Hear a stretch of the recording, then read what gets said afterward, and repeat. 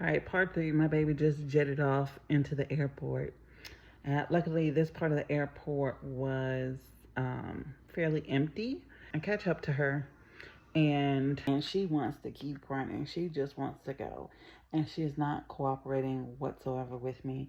And she's going limp and not letting me carry her. While we're doing all of this, trying to get her back towards the restaurant, she realizes she can crawl. This is the moment that I just had to take like a deep breath and remember to relax. I take deep breaths and we make it back to the restaurant and we pay for our food and everything. Nobody noticed. We leave and the baby is crawling on the floor still. Will not stop. She thinks it's the funniest thing in the world. But we end up on a moving sidewalk and we ride that for a few and we find some other things to do and she makes some friends and whatnot. Everything is kind of smooth from here. Now we get on the plane. The plane has all the bells and whistles. There's like music playing, there's mood lighting. At this point, I think that we're just gonna be able to take a breather. And we go to sit down and the chairs are stiff and uncomfortable. But we get situated or whatever. This woman next to us is the loudest woman. She is having the loudest conversation on her phone. And as we get up in the air, me and the baby are trying to go to sleep. And she starts watching a movie, like on top volume. And then she starts playing a game while watching the movie.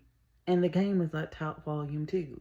So like all these random noises happening. It's turbulence the entire flight. We keep getting woken up either by this woman or by the turbulence. This just makes us cranky and we still have to make it home in the rain. It's a 30-minute ride.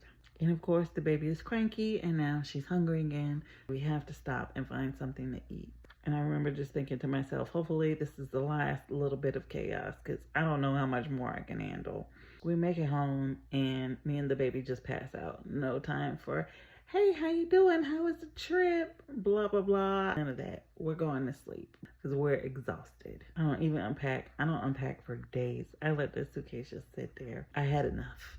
Traveling with kids is not for the weak, but we survived it. We made it through without blowing up, without losing my mind. And I'd love to say I'd never do that again, but I definitely would do it. I also forgot to mention when we got off the plane and went to baggage claim, I forgot what one of my bags looked like because I borrowed it from my aunt and it took me a while to find the second bag.